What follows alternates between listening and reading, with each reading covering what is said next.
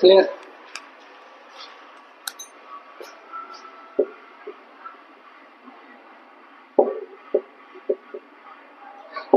ये आपका है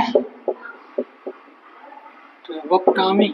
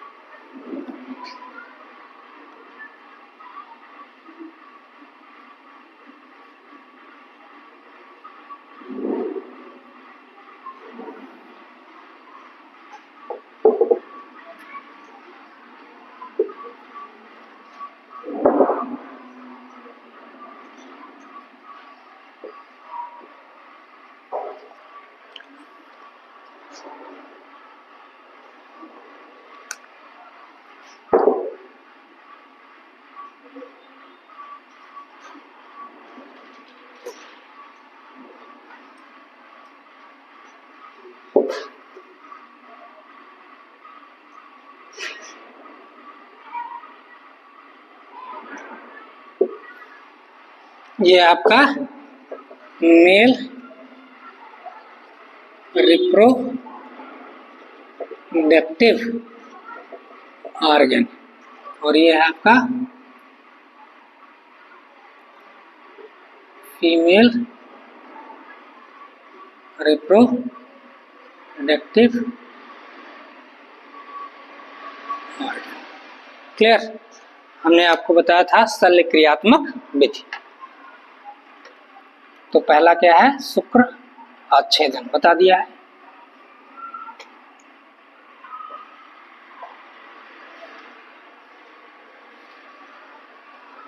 स्थायी विधियां वैसेक्टॉमी। तो पहला आपका है, इसको हम कह रहे हैं शल्यक्रियात्मक विधि। शल्यक्रियात्मक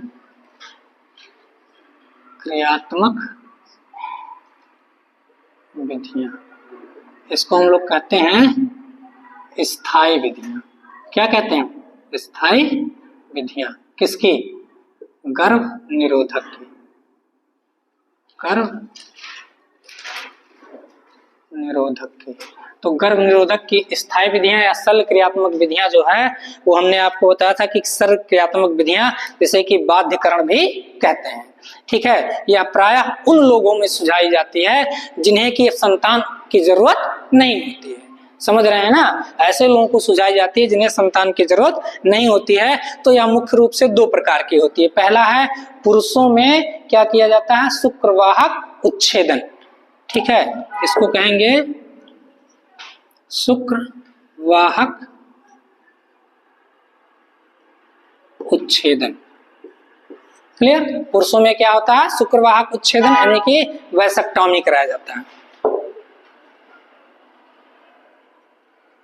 और फीमेल में ये क्या है, नलिका उच्छेदन, नलिका उच्छेदन कहते हैं इसको ट्यूबेक्टॉमी। तो पहली हेडिंग आप डाल दीजिए, शुक्रवाहक उच्छेदन। हो गया। तो शुक्रवाहक उच्छेदन में हमने आपको बताया था इसको क्या कहते हैं, एनएसबी। अब आप पहले समझ लीजिए कि शुक्रवाहक उच्छेदन क्या है। शुक्रवाहक उच्छेदन का मतलब हो गया कि इसमें इस विधि द्वारा पुरुषों का बाध्यकरण यानी कि स्टेरिलाइजेशन कराया जाता है। यह एक ऐसी विधि है जिसका कि पुरुषों का क्या कराया जाता है, बाध्यकरण कराया जाता है, यानी कि क्या कराते हैं, स्टेरिलाइजेशन के लिए वृषण कोश के समीप एक छोटा सा ऑपरेशन करते हैं।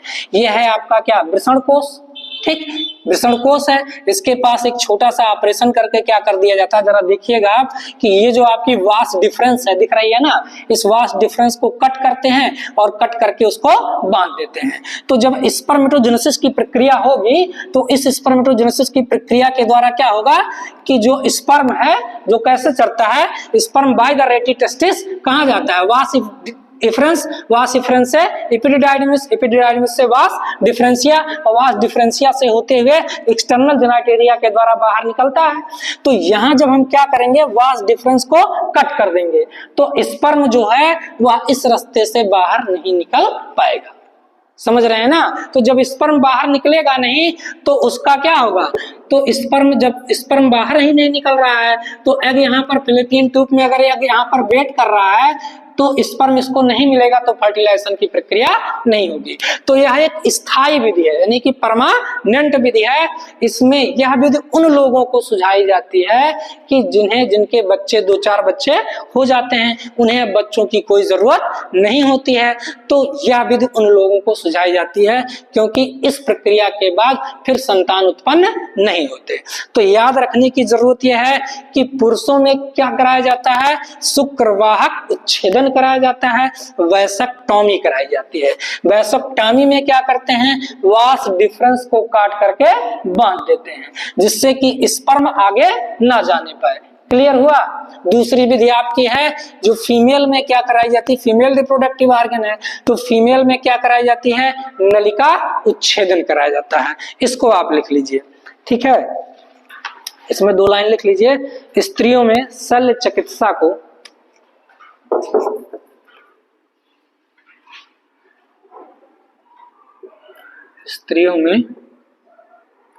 शल्य चिकित्सा को, स्त्रियों में शल्य चिकित्सा को सर्जिकल ऑपरेशन, शल्य चिकित्सा पुस्तक में आप लिख सकते हैं सर्जिकल ऑपरेशन, सर्जिकल ऑपरेशन को, स्त्रियों में शल्य चिकित्सा यानी कि सर्जिकल ऑपरेशन को ट्यूबेक्टॉमी या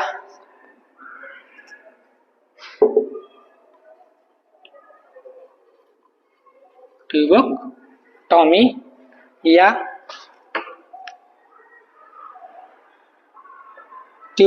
कहा जाता है। ऐसे लिख लीजिए, ट्यूबेक्टॉमी कहा जाता है।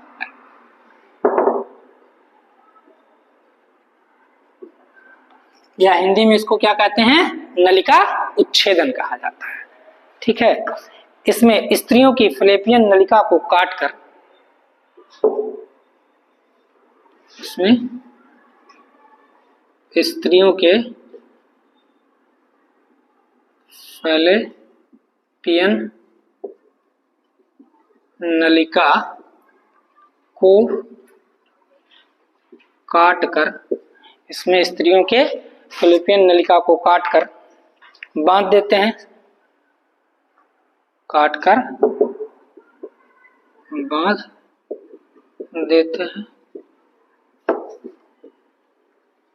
इसमें अंडाणु का निर्माण,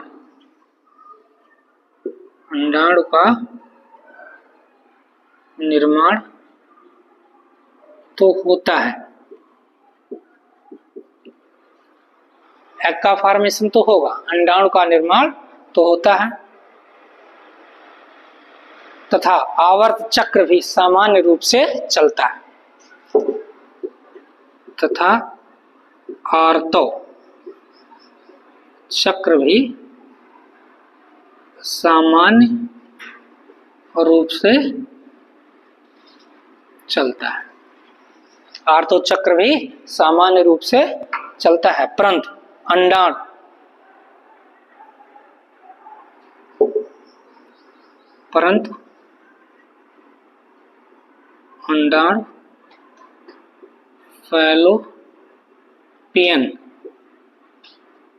फैलोपियन नलिका में आगे की ओर नहीं बढ़ पाते,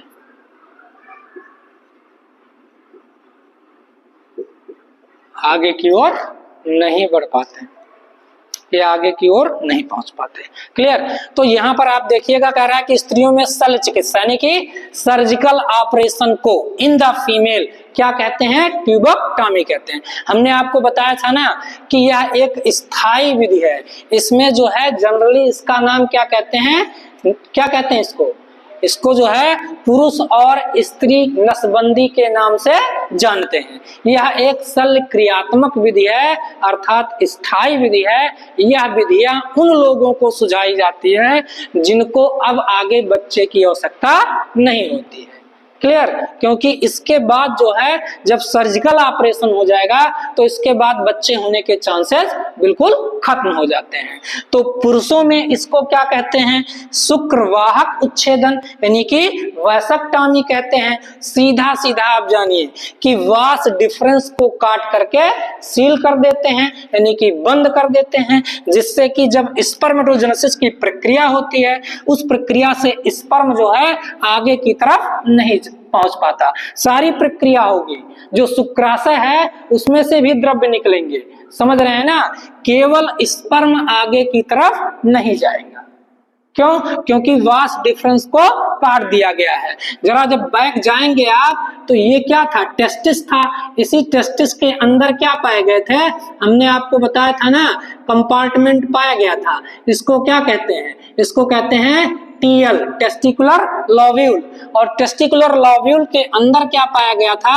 एसटी पाया गया था भैया, सेमिनोफेरस ट्यूब्यूल्स पाया गया था। और इसी सेमिनोफेरस ट्यूब्यूल्स में oogenesis की प्रक्रिया हुई थी और उसी oogenesis की प्रक्रिया के द्वारा स्पर्म का फॉर्मेशन हुआ था। अब ये क्या हुआ था? स्पर्मेटोजेनेसिस हुआ था और उसी स्पर्मेटोजेनेसिस की प्रक्रिया के द्वारा स्पर्म का फॉर्मेशन हुआ। तो स्पर्म बाय द रेटी टेस्टिस कहाँ गया?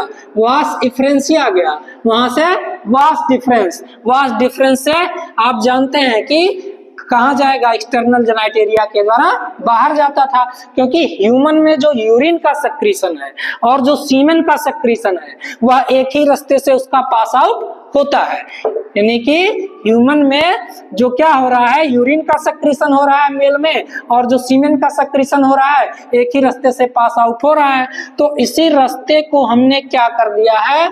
जहां से क्या निकल रहा है? स्पर्म निकल रहा है वास डिफरेंस से, उसको कट करके क्या कर दिया गया है? टाइट करके बांध दिया गया है। तो अब स्पर्म आगे की तरफ नहीं बढ़ पा रहा है। तो जब स्पर्म आगे की तरफ नहीं बढ़ेगा तो क्या होगा? फर्टिलाइजेशन की प्रक्रिया नहीं होगी, एग से उसका संगम नहीं होगा, तो जाइगोट का फॉर्मेशन नहीं होगा। तो इस प्रक्रिया को कहते हैं शुक्रवाहक उच्छेदन। क्लियर? इंग्लिश में कहते हैं वैसेक्टॉमी। यह कहाँ कराया जाता है? पुरुषों में कराया जाता है। कौन सी विधि है? यह स्थायी विधि है। किसकी स्थायी विधि है? गर्भ निरोध की स्थायी विधि कहलाती है। कौन? शुक्रवाहक उच्छेदन। अब आइए आगे, दूसरी विधि है, इसको शल्य क्रियात्मक विधियां कहते हैं। तो शल्य क्रियात्मक विधियां फीमेल में, यानी फीमेल में इसको किस नाम से जानते हैं?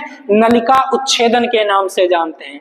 इंग्लिश में इसको क्या कहते हैं? ट्यूबेक्टॉमी कहते हैं। सीधा मतलब समझिए, ये जो फैलोपियन ट्यूब है दिख रहा है आपको, फैलोपियन ट्यूब को क्या कर देते हैं? कट कर देते हैं और काट करके फिर इसको बांध देते हैं। ठीक? तो oogenesis की प्रक्रिया तो होगी और ये एग जो है फिम्बरी के द्वारा कैचअप किया जाएगा, लेकिन आगे की तरफ नहीं जा पाएगा क्योंकि इस फ्लैपियन ट्यूब को कट कर दिया गया है, कट करके इसको बांध दिया गया है, जिससे कि अंडाणु आगे की तरफ नहीं बढ़ पाते। तो जब आगे एम्पलरी अस्थमा जंक्शन पर अंडाणुआ ना ही जा पाई तो यहाँ शुक्राणु आई मान लो, तो अकेला शुक्राणु का करी फर्टिलाइजेशन होगा नहीं, इस कंडीशन में गर्भधारण होगा नहीं। क्लियर? तो गर्भ को रोकने का यानी गर्भधारण को रोकने के लिए यह क्या है, यह स्थायी विधि है। तो जरा देखिएगा, कह रहा है स्त्रियों में शल्य चिकित्सा यानी कि सर्जिकल ऑपरेशन को क्या कहते हैं, ट्यूबेक्टॉमी कहा जाता है या नलिका उच्छेदन कहते हैं। इसमें स्त्रियों के फ्लैपियन नलिका को काटकर बांध देते हैं। इसमें अंडाणु का निर्माण तो होता है, यानी कि ऊजेनेसिस तो होगा, अंडाणु का निर्माण होता है, तथा आर्तो चक्र सामान्य रूप से चलता है। जो मेंस्ट्रुअल साइकिल है उसमें भी कोई दिक्कत नहीं आएगी, वह भी सामान्य रूप से चलेगी। आपको पता है ना आर्तो चक्र कितने दिन का होता है, 28 to 29 का, तो यह भी सामान्य रूप से चलता है। परंतु अंडाणु फ्लैपियन ट्यूब में आगे की ओर नहीं पहुंच पाते हैं, जिससे कि निषेचन की प्रक्रिया नहीं हो पाती और गर्भधारण भी नहीं हो पाता। तो यह जो है क्या है, शल्य क्रियात्मक विधियां या इसी को हम स्थायी विधियां कहते हैं पुरुषों में, और स्त्रियों में बोलचाल की भाषा में इसे हम क्या कहते हैं, नसबंदी के नाम से जानते हैं। परंतु पुरुषों में इसे शुक्रवाहक उच्छेदन यानी वैसेक्टॉमी और स्त्रियों में इसे नलिका उच्छेदन यानी कि ट्यूबेक्टॉमी के नाम से जाना जाता है। पुरुषों में क्या करते हैं, पुरुषों में वास डिफरेंस को काट करके बांध देते हैं, स्त्रियों में फ्लैपियन ट्यूब को काट करके बांध देते हैं। Clear to all? चलिए आगे चलते हैं। अब कह रहा है गर्भ निरोधक के प्रयोग के दुष्प्रभाव, फिगर बना लीजिएगा आप।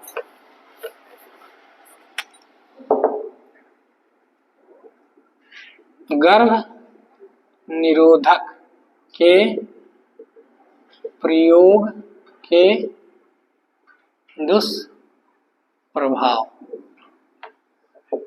गर्भ निरोधक के प्रयोग के दुष्प्रभाव। तो इसके कुछ दुष्प्रभाव निम्न हैं। इसके कुछ दुष्प्रभाव निम्न है। इसके कुछ दुष्प्रभाव निम्न है। पहला, हार्मोनल गोलियां,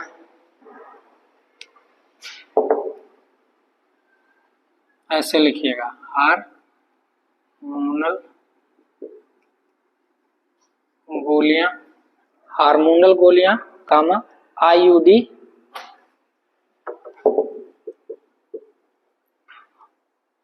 आईयूडी,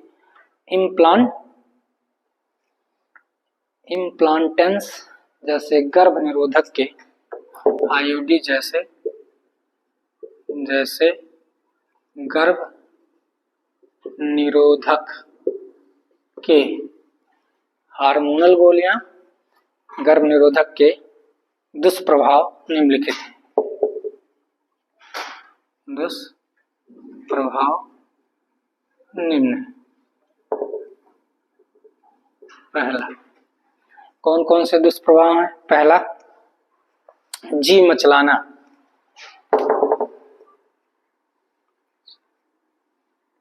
जी मचलाना, ठीक है। पेट दर्द,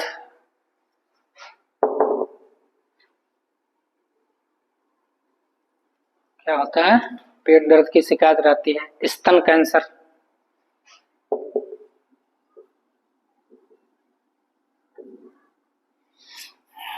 स्तन कैंसर, अनियमित ऋतुस्राव, अनियमित ऋतुस्राव, अनियमित ऋतुस्राव, बीच बीच में रक्तस्राव,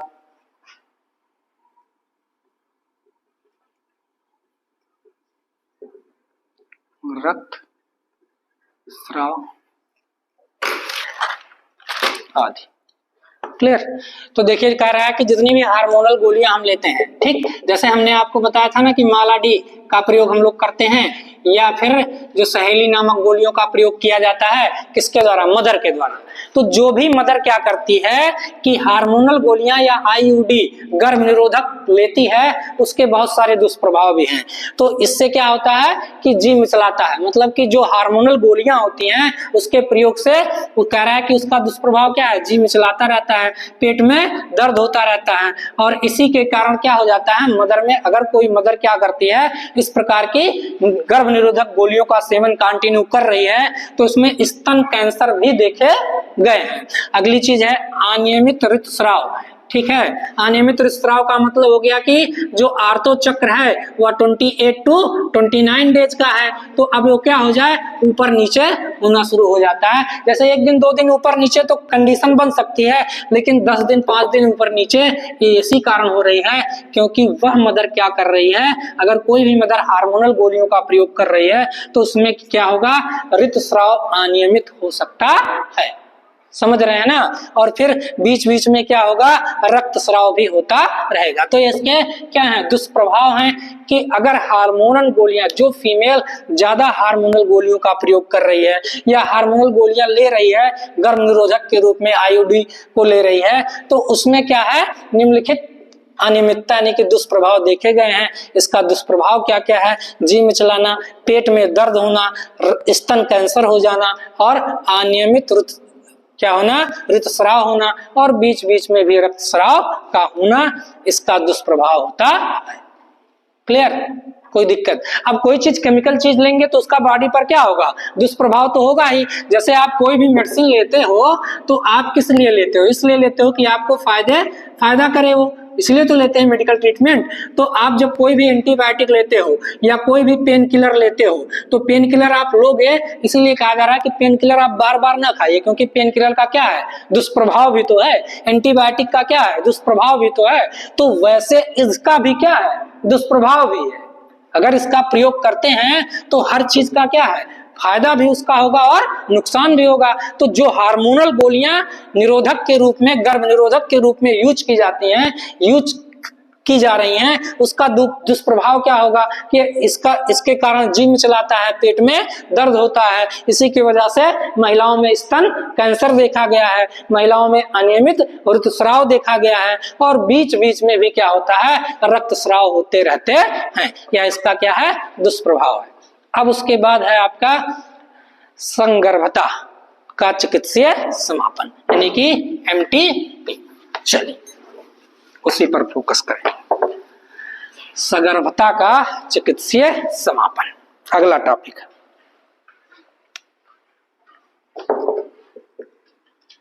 सगर्भता का चिकित्सीय समापन, सगर्भता का चिकित्सीय समापन, इंग्लिश में कहते हैं इसको medical transmission, medical termination of pregnancy, medical termination of pregnancy, short form में कहते हैं MTP। ठीक है ना, शॉर्ट फॉर्म में क्या कहते हैं, MTP। तो चलिए, गर्भावस्था पूर्ण होने से पहले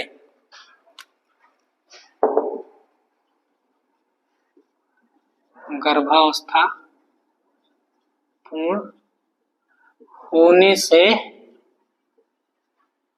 पहले, गर्भावस्था पूर्ण होने से पहले अनचाहे गर्भ को,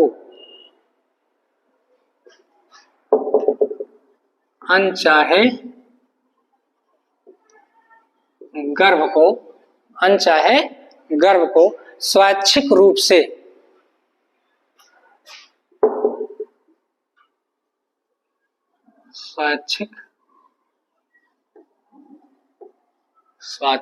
स्वैच्छिक रूप से गर्भ के समापन को, गर्भ के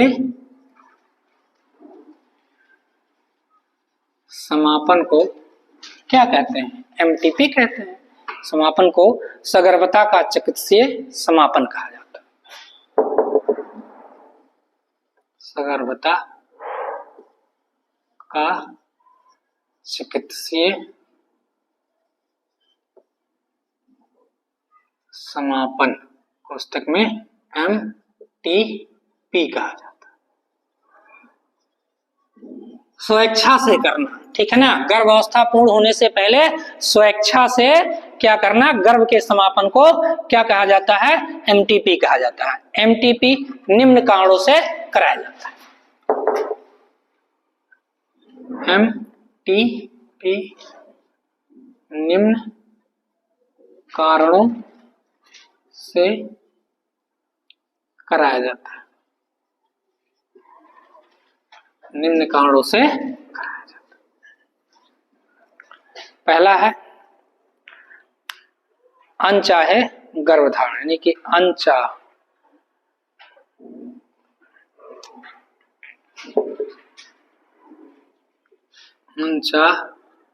गर्भ धारण से बचने के लिए अनवांटेड प्रेगनेंसी कहते हैं। अनवांटेड प्रेगनेंसी, ठीक है ना। तो असुरक्षित संभोग या संभोग के समय, असुरक्षित संभोग या संभोग के समय, असुरक्षित संभोग या संभोग के समय प्रयोग की गई गर्भ निरोधकों की असफलता, प्रयोग की गई गर्भ निरोधकों की असफलता, प्रयोग की गई गर्भ निरोधकों की असफलता अनचाही सगर्भता को जन्म देते हैं।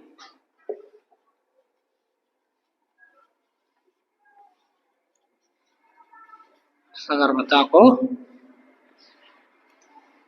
जन्म देते। दूसरा पॉइंट, दूसरा है बलात्कार के कारण पैदा हुई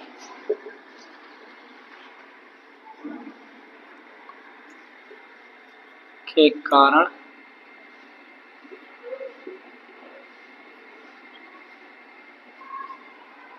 बलात्कार के कारण पैदा हुई अवांछित सगर्भता को पैदा हुई अवांछित सगर्भता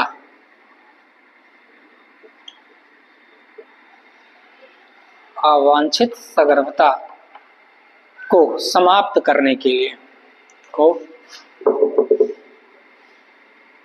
समाप्त करने के लिए क्या कराया जाता है? एमटीपी। तीसरा, जब सगर्भता स्थित के बने रहना,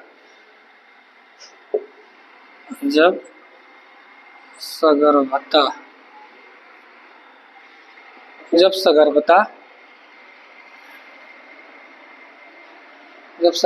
स्थित के बने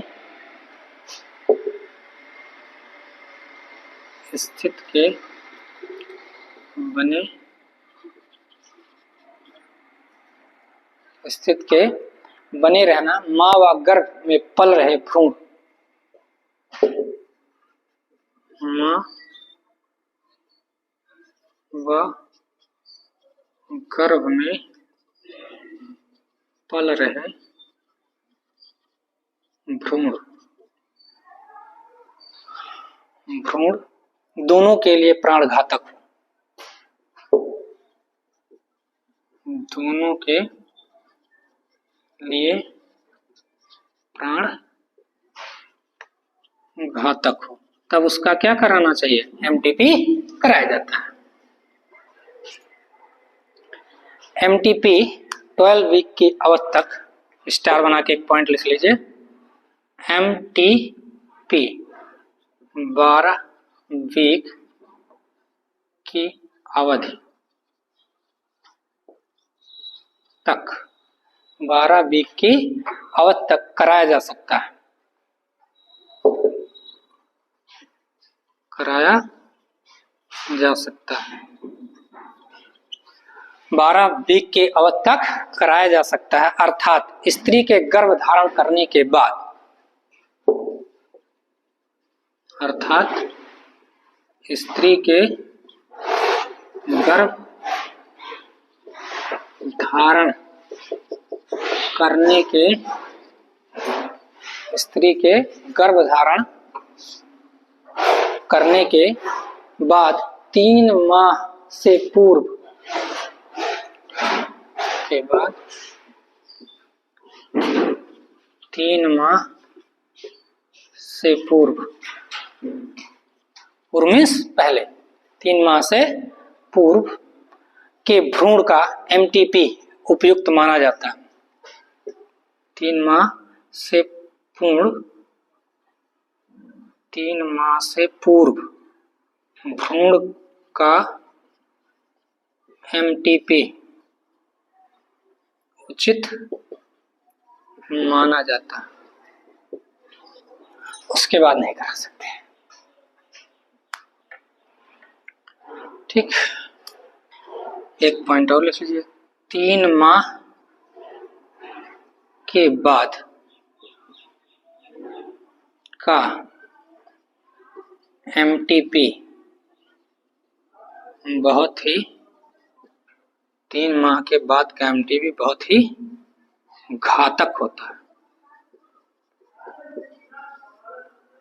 बहुत ही घातक होता है। क्लियर, देख लीजिए, कह रहा है कि एमटीपी क्या है, यानी कि सगर्भता का चिकित्सीय समापन क्या है। ठीक, तो बहुत सारे बच्चे क्या हो जाते हैं, अनवांटेड हो जाते हैं, अनचाहे हो जाते हैं, उनका हम लोग एमटीपी कराते हैं। मतलब कि कुछ दाम्पत्य क्या होते हैं, संतान नहीं चाहते हैं। पहला पॉइंट तो ये आप जान लीजिए कि एमटीपी कहते हैं मेडिकल क्या कहते हैं, medical termination of pregnancy.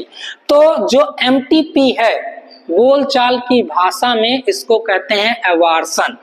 Clear, क्या कहते हैं, एवार्सन। तो एमटीपी कब कराना चाहिए, यानी कि सुरक्षित काल एमटीपी का क्या माना जाता है, ये क्वेश्चन पूछा जाता है। तो 12 वीक की अवधि, यानी कि 12 सप्ताह के अंदर, 12 सप्ताह के भीतर ही आप एमटीपी कराएंगे। स्त्री के गर्भ धारण के 3 महीने के पहले का एमटीपी कराया जा सकता है। 3 महीने के बाद का जो भ्रूण होगा उसको अगर आप निकालना चाहेंगे, उस एमटीपी उसका कराना चाहेंगे, तो वह अत्यंत ही घातक होता है। इस केस में मदर की भी डेथ हो सकती है और उस भ्रूण की भी डेथ हो सकती है, क्योंकि इसमें बहुत अधिक मात्रा में कभी कभी रुधिरस्राव हो जाता है, जिसके कारण मदर की डेथ हो जाती है। तो यह पहले जानने की जरूरत है कि एमटीपी कब सुरक्षित माना जाता है। एमटीपी क्या होता है, 12 सप्ताह के भीतर का ही एमटीपी सुरक्षित माना जा सकता है, यानी कि 3 महीने के अंदर ही आपको एबार्शन कराना है उस बच्चे का। 3 महीने के बाद का जो बच्चा हो गया, जो बच्चा माँ के यूटर में है और 3 महीने से एक्सेस हो गया, तो उसका एमटीपी नहीं कराना चाहिए। उस कंडीशन में क्या होता है, माँ के लिए बहुत खतरा होता है, क्योंकि इसके पास बहुत ज्यादा जटिलताएं हैं। लोग क्या करते हैं कि नीम हकीम से क्या कर लेते हैं, एमटीपी कराते हैं। अब भी गांव और देहात में ऐसी चीजें प्रचलित हैं जो क्या है, बहुत ही खतरनाक होती हैं। वो 3 महीने के बाद के भी भ्रूण का क्या कर देते हैं, एमटीपी करा देते हैं। तो उस कंडीशन में आप जागरूक रहिए, जाने रखिए कि एमटीपी कहाँ सुरक्षित होता है। 3 महीने के पहले का बच्चा आप उसका एमटीपी करा सकते हैं, उस भ्रूण का। उसके बाद जो भ्रूण होगा उसका एमटीपी बहुत ही डेंजरस होता है, ये चीज जाने रखिए। दूसरा पॉइंट क्या है कि गर्भावस्था पूर्ण होने से पहले, ठीक, मनुष्य में गर्भावस्था यानी जेस्टेशन पीरियड कितना होता है? 9.5 महीने का होता है। तो गर्भावस्था पूर्ण होने से पहले अनचाहे गर्भ को स्वैच्छिक रूप से गर्भ के समापन को सगर्भता का चिकित्सीय समापन कहते हैं। यानी कि बच्चा जो क्या होगा, जेस्टेशन पीरियड होगा, जेस्टेशन पीरियड में शिशु क्या होगा, बाहर आएगा, उसके बाद 9.5 महीने के बाद, उसके पहले ही स्वेच्छा से अपने मन से अगर कोई दाम्पत्य अपने बच्चे को नहीं रखना चाह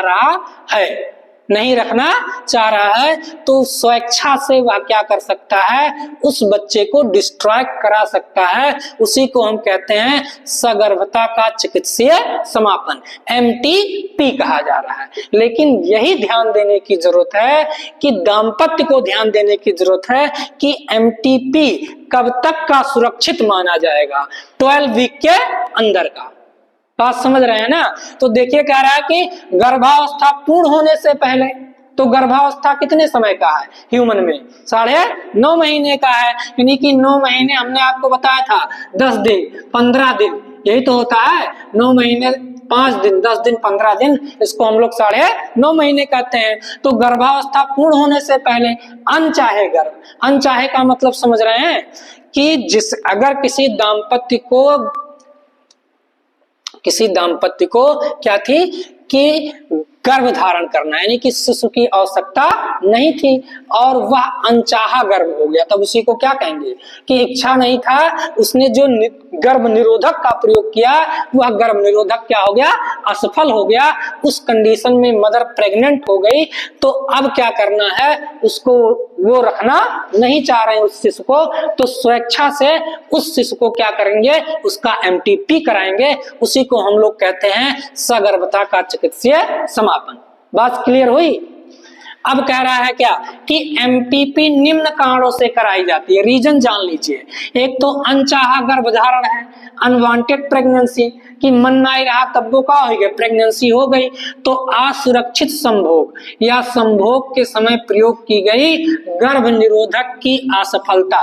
मान लीजिए कि कोई दाम्पत्य ऐसा है, कोई माता पिता ऐसे हैं जो बच्चा नहीं चाह रहे हैं, तो वो क्या करेंगे, गर्भ निरोधक का प्रयोग कर रहे हैं, उसके बाद भी प्रेगनेंसी हो गई, तब क्या करना है, तब उसका MTP कराएंगे। क्लियर हुआ? समझ रहे हैं ना? तो पहला रीजन यही है कि अनचाहा गर्भधारण यानी कि अनवांटेड प्रेगनेंसी। तो अनवांटेड प्रेगनेंसी है असुरक्षित संभोग या संभोग के समय प्रयोग की गई गर्भ निरोधक की असफलता अनचाही सगर्भता को जन्म देती है। तो इस कंडीशन में उस स्वेच्छा से MTP कराते हैं। दूसरी चीज, बलात्कार के कारण पैदा हुई अवांछित सगर्भता को समाप्त करने के लिए भी MTP कराई जाती है। बहुत सारे लोग क्या है, कुविचारी हैं, तो उन कुविचारियों के कारण समाज में क्या है कि लोक लज्जा के कारण क्या कर रहे हैं कि जो बलात्कार जिनके साथ घिनौना कुकृत हो जा रहा है, वो क्या करा रहे हैं, उनको क्या करना पड़ रहा है, MTP कराना पड़ रहा है। तो जो लोग इस कृत्य को करते हैं नकिष्ट आदमी है। आगे चलिए, जब सगर्भता स्त्रियों के बने रहना, माँ व गर्भ में पल रहे भ्रूण दोनों के लिए प्राण घातक हो। मान लीजिए कि कोई मदर प्रेग्नेंट हो गई, डॉक्टर के पास गई, तो डॉक्टर उसको कहता है कि अगर यह प्रेगनेंसी रह गई, मतलब यह शिशु रह गया, तो क्या होगा, इस कंडीशन में मदर को भी खतरा है और इस चाइल्ड को भी खतरा है। तो आपको इस शिशु को, इस भ्रूण को निकालना ही पड़ेगा। तो वह जो जटिलता आई, उस कंडीशन में भी क्या कराया जाता है, MTP कराया जाता है। तो MTP क्यों कराया गया, उसका रीजन क्या है? एक तो अनचाहा गर्भधारण हो गया, तब हम MTP करा सकते हैं। बलात्कार के कारण जो क्या हो गया, अवांछित सगर्भता हो गई, उसको नष्ट करने के लिए MTP करा रहे हैं। और फिर अगर ऐसी चाइल्ड, मतलब कि वह कंडीशन आ जाए कि जहां मदर को भी क्या हो कि प्राण कह रहा है कि प्राण घातक, यानी कि मदर को भी क्या यह रिस्क हो कि उसकी भी डेथ हो जाएगी और जो उसके गर्भ में शिशु पल रहा है उसके लिए भी खतरा हो, तब डॉक्टर क्या करता है, एडवाइस कर देता है कि आप इस बच्चे को निकाल दीजिए। तो उस कंडीशन में भी एमटीपी कराया जाता है। लेकिन याद ये रखना है कि एमटीपी 12 वीक की अवधि तक कराया जा सकता है, मतलब उसके अंदर 12 सप्ताह के अंदर, मतलब 3 महीने के पहले का एमटीपी सुरक्षित माना जाता है, उसके बाद का एमटीपी बहुत खतरनाक माना जाता है। इस कंडीशन में मदर की और उस चाइल्ड की जो मां के गर्भाशय में पल रहा है दोनों की मृत्यु हो सकती है। तो एमटीपी यानी सगर्भता का चिकित्सीय समापन क्या होता है, गर्भावस्था पूर्ण होने से पहले, यही रट लीजिए इसको, गर्भावस्था पूर्ण होने से पहले अनचाहे गर्भ को स्वैच्छिक रूप से गर्भ के समापन को सगर्भता का चिकित्सीय समापन कहते हैं। माने कि ऐसा गर्भ जेकर आप जो नहीं चाह रहे थे, अगर कोई दाम्पत्य गर्भ धारण करना नहीं चाहता है और अनवांटेड प्रेगनेंसी हो गई तो वह उसको क्या कर सकता है, उसका एमटीपी करा सकता है। इसी को सगर्भता का चिकित्सीय समापन कहते हैं। क्लियर टू ऑल, कोई दिक्कत? चलिए आगे चलते हैं। अब इसकी जटिलताएं क्या क्या है, जो आपका क्या है एमटीपी है उसकी जटिलता जरा देख लीजिए।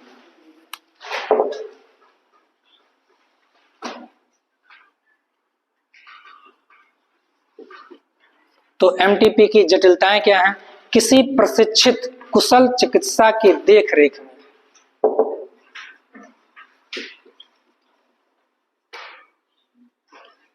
किसी प्रशिक्षित कुशल चिकित्सक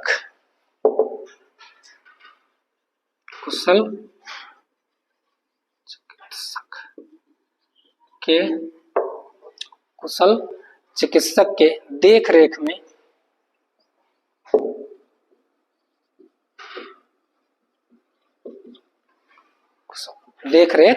में सुसज्जित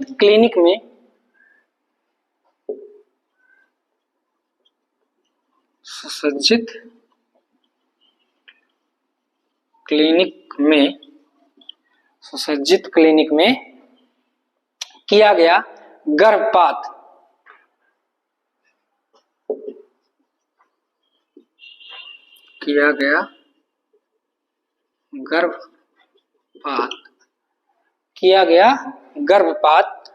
यदि निर्धारित समय सीमा में किया जाए, यदि निर्धारित समय सीमा में किया जाए, निर्धारित समय सीमा बता दिए हैं 12 वीक के अंदर निर्धारित समय सीमा में किया जाए तो सुरक्षित होता है। तो सुरक्षित, तभी उसको हम सुरक्षित मानते हैं। सावधानी रहित प्रेरित गर्भपात,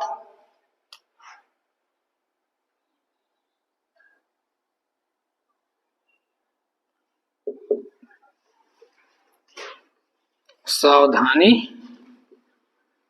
रहित प्रेरित गर्भपात क्या करता है, अनेक समस्याओं या जटिलताओं को जन्म देता है। गर्भपात निम्न जटिलताओं को जन्म दे सकता है। निम्न जटिलताओं को जन्म देता है, निम्न जटिलताओं को जन्म देता है। घातक रक्तस्राव, जैसे कि माता में संक्रमण, जैसे माता में संक्रमण, घातक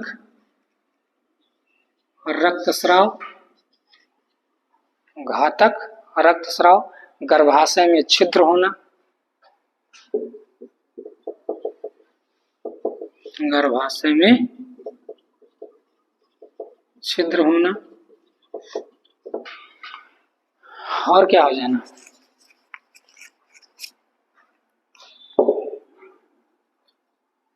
मदर की डेथ हो जाना, यानी कि मृत्यु भी हो सकती है इस कंडीशन। क्लियर, ये जटिलता है।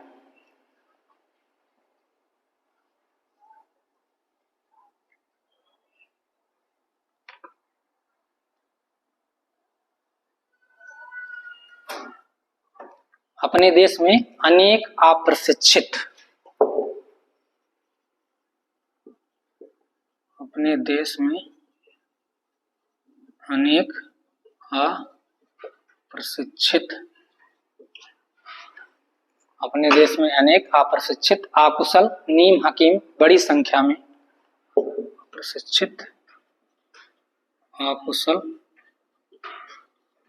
नीम हकीम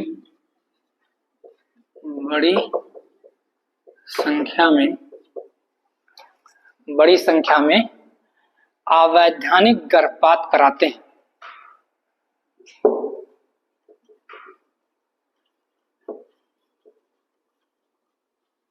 गर्भपात कराते हैं, अवैधानिक गर्भपात कराते हैं। यह स्थिति प्राणघातक सिद्ध हो सकती है। यह स्थिति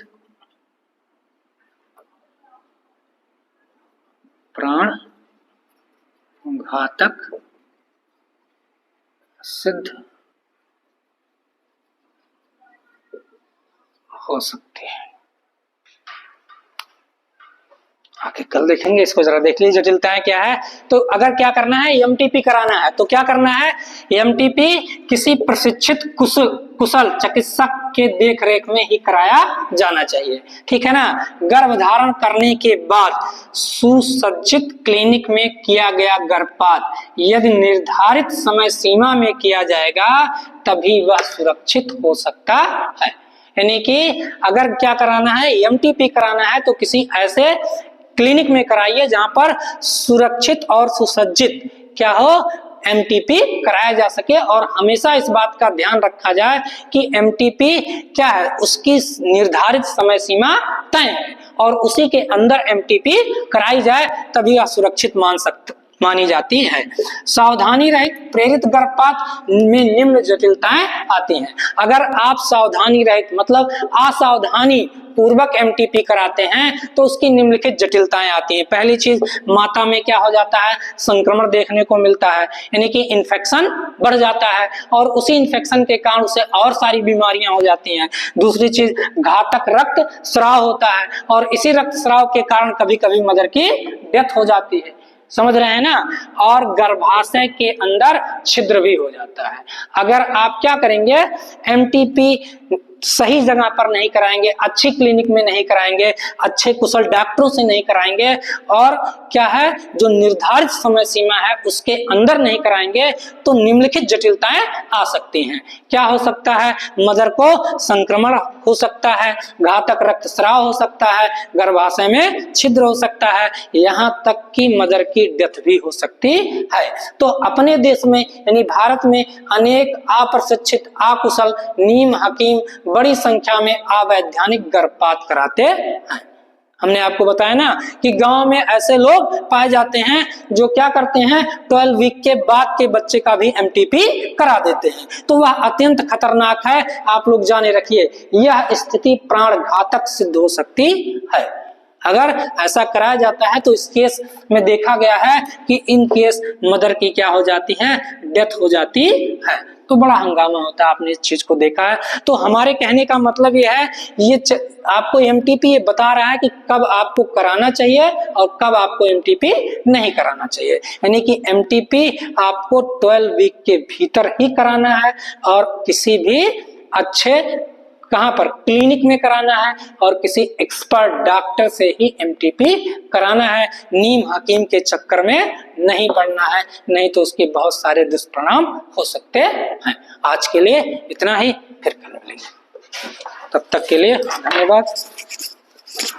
एनी प्रॉब्लम?